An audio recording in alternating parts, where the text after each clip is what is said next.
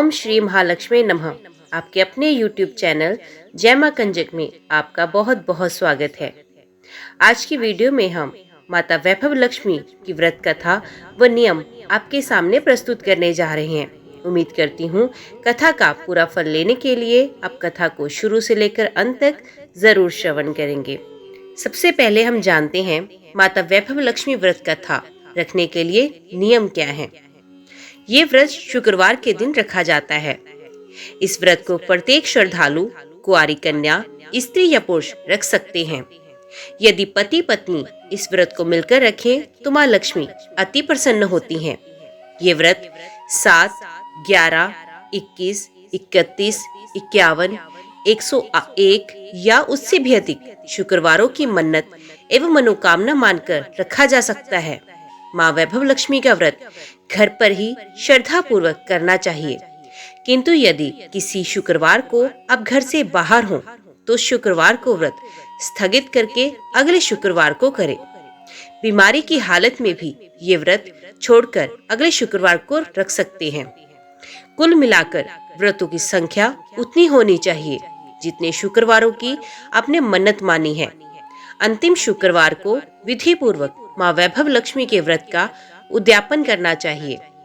व्रत संपूर्ण हो जाने पर लक्ष्मी पूजन के उपरांत श्रद्धा पूर्वक 7 कन्याओं को भोजन कराना चाहिए।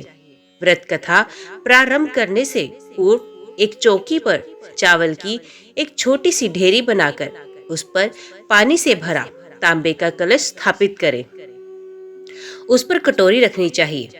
उसी कटोरी में सोने चांदी की कोई वस्तु या चांदी का रुपया रखना चाहिए।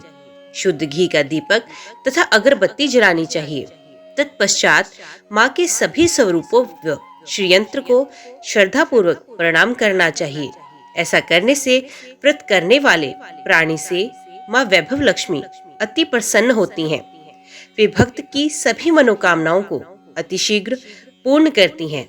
व्रत कथा प्रारंभ करने से पूर्व प्रसाद के रूप में कोई भी मीठी वस्तु, खीर, गुड़, शक्कर आदि या नैवेद्य बनाकर रख लेना चाहिए। पूजा अर्चना करने से पूर्व माँ वैभव लक्ष्मी का स्तवन या स्तुति करनी चाहिए। ओम श्री महालक्ष्मी नमः। श्री वैभव लक्ष्मी व्रत कथा। लाखों की जनसंख्या को अपने में समेटे कुशीनगर एक महानगर था। जैसे कि अन्य महानगरों की जीवनचर्या होती है, वैसा ही कुछ यहाँ भी था। यानी बुराई अधिक, अच्छाई कम, पाप अधिक, पुण्य कम। इसी कुशीनगर में हरिवंश नामक एक गृहस्थ अपनी पत्नी दामिनी के साथ सुखी संपन्न जीवन गुजार रहा था। दोनों ही बड़े नेक और संतोषी स्वभाव के थे। धार्मिक कार्यों अनुष्ठानों में उनकी अपार श्रद्धा थी। दुनियादारी से उनका कोई विशेष लेना देना नहीं था। अपने में ही मगन गृहस्थी की गाड़ी खींचे चले जा रहे थे। दोनों किसी ने ठीक ही कहा है, संकट और अतिथि के आने के लिए कोई समय निर्धारित नहीं होता। कुछ ऐसा ही हुआ दामिनी के साथ, जब उसका पति हरिवंश ना जाने कैसे बुरे लोगों की संगत में फंस गया और घर गृहस्थी से उसका मन उखड़ गया। देर रात शराब पीकर घर आना, गाली गलौज करना तथा मारपीट करना उसका नित्य का नियम सा बन गया था। जुए, सट्टे, रेस तथा वैश्यगमन जैसे बुरे कर्म की कुसंगति की बदौलत उसके पल्ले पड़ गए थे। धन कमाने की तीव्र लालसा ने हरिवंश की बुद्धि हर ली और उसको अच्छे बुरे का भी ज्ञान न रहा। घर में जो कुछ भी था सब उसके दुर्व्यसनों की भेंट चढ़ गया। जो लोग पहले उसका सम्मान करते थे अब उसे देखते ही रास्ता बदलने लगे। भूखमरी की हालत में भिखमंगों के समान उनकी स्थिति हो गई। लेकिन दामिनी बेहद संयमी और आस्थावान तथा संस्कारी स्त्री थी। ईश्वर पर उसे अटल विश्वास था। वे जानती थी कि ये सब कर्मों का फल है। दुख के बाद सुख तो एक दिन आना ही है। इस आस्था को मन में लिए वे ईश्वर भक्ति में लीन रहती और प्रार्थना करती कि उसके दुख शीघ्र दूर हो जाएंगे। समय का चक्र अपनी रफ्तार से चलता रहा। अचानक एक दिन दोपहर के समय द्वार पर हुई दस्तक की आवाज सुनकर दामिनी की तंत्रा भंग हुई। अतिथि सत्कार के भय मात्र से उसकी अंतरात्मा कांप उठी क्योंकि घर में अन्न का एक दाना भी नहीं था जो अतिथि की सेवा में अर्पित किया जा सके। फिर भी संस्कारों की ऐसी प्रबलता थी कि उसका मन अतिथि सत्कार को उद्यत हो उठा। उसने उठकर द्वार खोला, देखा सामने एक दिव्य पुरुष खड़ा था।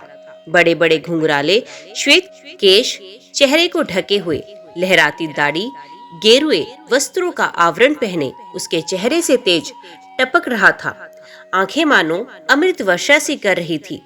उस दिव्य पुरुष को देखकर दामिनी को अपार शांति का अनुभव हुआ और वे उसे देखते ही समझ गई कि आगत वास्तव में कोई पहुंचा हुआ सिद्ध महात्मा है। उसके मन में अतिथि के प्रति गहन श्रद्धा के भाव उमड़ पड़े और वे उसे सम्मान सहित घर के भीतर ले आई। दामिनी ने जब उसे फटे हुए आसन पर बिठाया तो वे मारे लज्जा के जमीन से गड़ सी गई। उधर वे संत पुरुष दामिनी की ओर एक टक निहारे जा रहा था।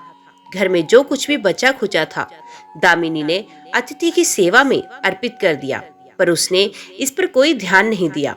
वे तो बस दामिनी को यूं निहारे जा रहा था मानो उसे कुछ याद दिलाने की चेष्टा कर रहा हो।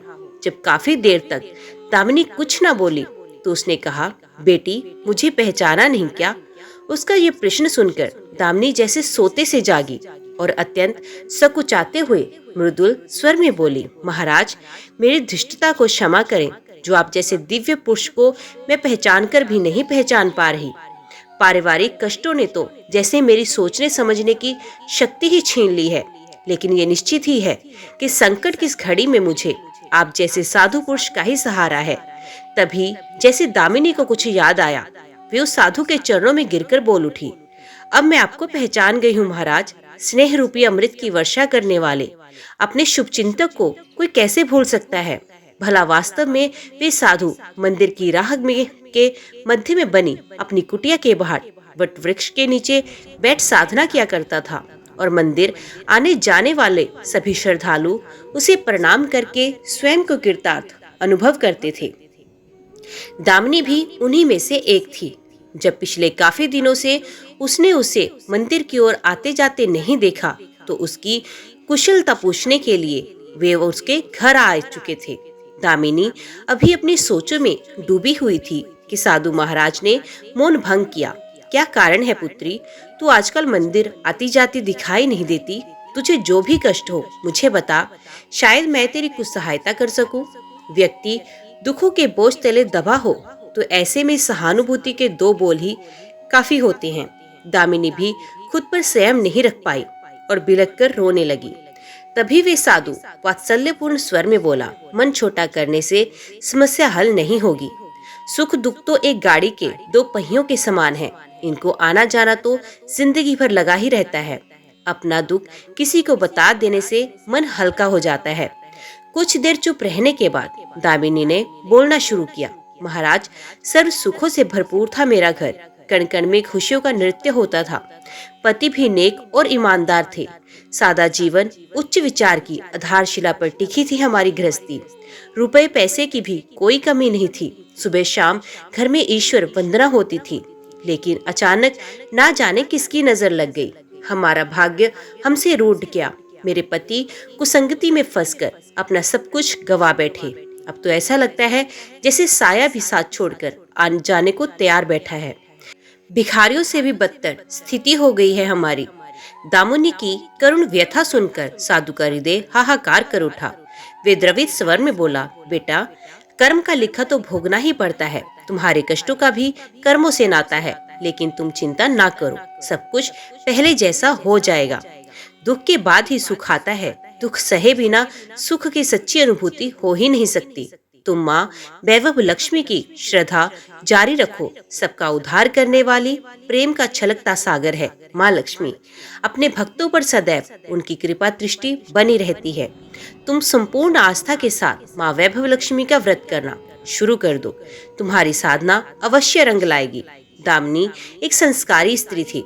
धर्म कर्म में उसकी अगाध आस्था थी। माँ वैभव लक्ष्मी के व्रत की बात सुनकर उसका चेहरा दमक उठा और वो बोली, महाराज यदि इस व्रत को करने से मेरे परिवार पर आई विपदा टल सकती है तो मैं इसे जरूर करूंगी। आप मुझे बताएं कि इस व्रत को कब और कैसे किया जा सकता है। साधु महाराज दामिनी की भक्ति भावना देखकर प्रसन्न होकर बोले, बेटी, सारे जगत का कल्याण करने वाली माँ वैभव लक्ष्मी के व्रत की विधि मैं जन कल्याणार्थ तुम्हें बता रहा हूँ। प्रत्येक शुक्रवार को ये व्रत किया जाता है। सर्वप्रथम जितने शुक्रवार को ये व्रत करना हो, उसका संकल्प लेकर माँ वैभव लक्ष्मी को मन ही मन प्रणाम करें। स्नान आदि से निर्वृत्त होकर स्वच्छ वस्त्र पहनकर पूर्व दिशा की ओर मुंह करके आसन पर बैठें। सामने एक चौकी पर चावल की एक ढेरी लगाकर उस पर पानी से भरा कलश स्थापित करें, जो तांबे का होना चाहिए। कलश को कटोरी से ढक दें और उस कटोरी में कोई भी स्वर्णाभूषण रखें। सोना ना हो तो चांदी का आभूषण रखें, वे भी पास ना हो तो रुपए का सिक्का भी काम दे सकता है।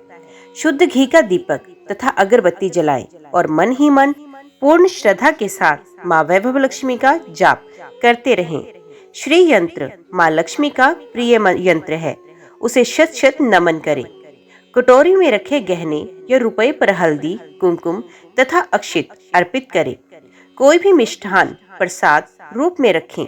संभव ना हो पाए तो गुड़ या शक्कर से भी काम चल सकता है। फिर श्रद्धा पूर्वक माँ की आरती करके 14 बार प्रेम सहित बोले, जय माँ वैभव लक्ष्मी।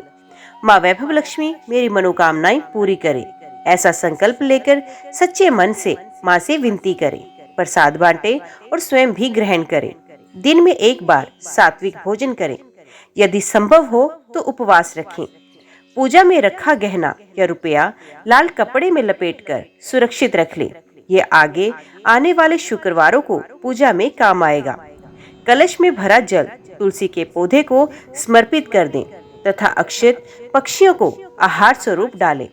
ऐसी शास्त्रोक्त विधि से व्रत करने वाले को शीघ्र फल मिलता है। साधु महाराज के मुखारबिंद से ये वृतांत सुनकर दामिनी पुलकित हो उठी। उनके चरण स्पर्श कर उत्साहित स्वर में बोली, अब लगे हाथ उद्यापन की विधि भी बता दे महाराज, इसके बिना तो व्रत अधूरा ही रह जाएगा। अवश्य बेटी, कहकर साधु महाराज उद्यापन की विधि बताने लगे। चाहे जितने भी शुक्रवार व्रत करने का संकल्प लिया हो, लेकिन मन में माँ वैभव लक्ष्मी के प्रति श्रद्धा तथा आस्था बराबर बनी रहनी चाहिए। जिस दिन अंतिम शुक्रवार का व्रत हो, उस दिन शास्त्रोक्त विधि से उद्यापन किया जाता है। अन्य शुक्रवारों की भांति ही इस दिन भी पूजन करें। हाँ, प्रसाद के रूप में खीर अवश्य रखें। पूजा के बाद नारियल फोड़कर 7 कुंवारी कन्याओं के चरण धोकर कुमकुम का तिलक लगाकर पूजन करें। उन्हें सामर्थ्य अनुसार दक्षिणा दें। फिर प्रसाद के रूप में खीर वितरित करें। अब माँ वैभव लक्ष्मी के सभी स्वरूपों को मन ही मन नमन करते हुए कहें, हे माँ, यदि मैंने शुद्ध तथा निर्मल हृदय से आपकी स्तुति करते हुए वैभव लक्ष्मी व्रत विधि विधानानुसार पूर्ण किए हों, तो मेरी मनोकामना अवश्य पूरी करना। संतानहीनों को संतान देने वाली, दुखियों का दुख दूर करने वाली, अखंड सौभाग्य का वरदान देने वाली, कुंवारी कन्याओं को मनचाहा वर देने वाली माँ वैभव लक्ष्मी, आपकी महिमा अपरंपार है। अपने हर भक्त की विपत्तियां हर कर उन्हें सुख समृद्धि प्रदान करना।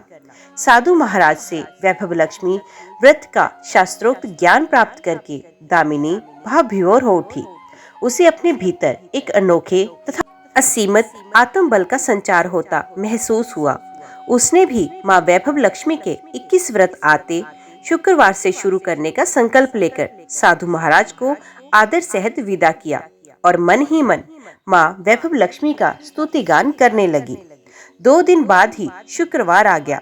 उससे पहली रात दुखों की मारी दामिनी ठीक से सो भी न सकी। माँ वैभव लक्ष्मी के व्रत करने से उसकी समस्याओं का अंत हो जाएगा, ये सोचकर वे मुंह अंधेरे ही उठ बैठी और स्नान आदि कर स्वच्छ वस्त्र धारण किए।